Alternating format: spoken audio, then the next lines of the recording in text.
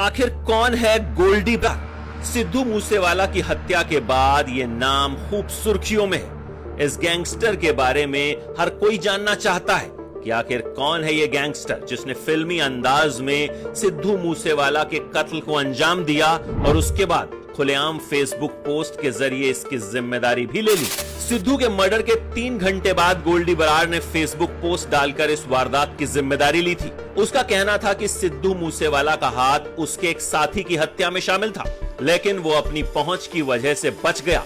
उसे सरकार ने तो सजा नहीं दी, इसलिए गोल्डी ने सिद्धू की हत्या कर दी। अब आपको बताते हैं कि गोल्डी बरार आखिर है कौन।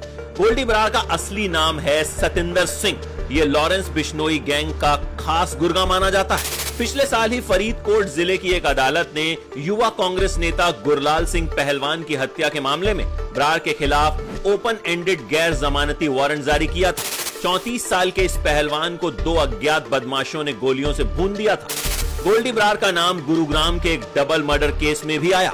परमजीत और सुरजीत नाम के 2 भाइयों की हत्या के केस में गोल्डी को आरोपी माना जाता है। दिल्ली पुलिस ने इसी साल मार्च में काला जठेड़ी, लॉरेंस बिश्नोई और नरेश सेठी गैंग के 2 शार्प शूटर्स को अरेस्ट किया। परमजीत और सुरजीत जेल में बंद गैंगस्टर कौशल के करीबी थे और उनकी अजय जेलदार से रंजिश थी।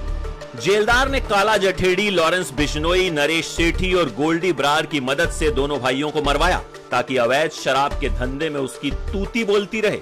इस तरह की खबरें खूब हवाओं में तैरती हैं।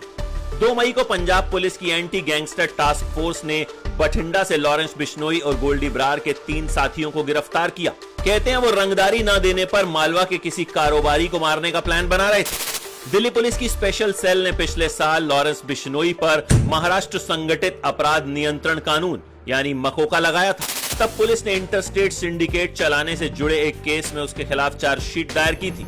लॉरेंस बिश्नोई कभी स्टूडेंट लीडर रहा था और कहते हैं पहला गैंग उसने कॉलेज में ही बनाया था।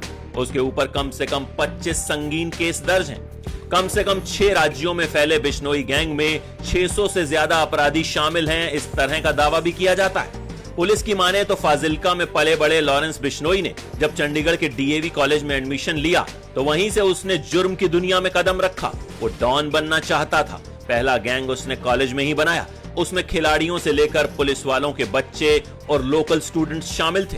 ज्यादा वक्त नहीं लगा जब बिश्नोई ने अपना नेटवर्क पंजाब, हरियाणा और फिर कई राज्यों तक फैला लिया। 2016 में बिश्नोई पर एक कांग्रेस नेता की हत्या का आरोप लगा। उसने फेसबुक के जरिए हत्या की जिम्मेदारी ली, लेकिन लॉरेंस बिश्नोई का नाम ज्यादा सुर्खियों में आया साल 2018 में।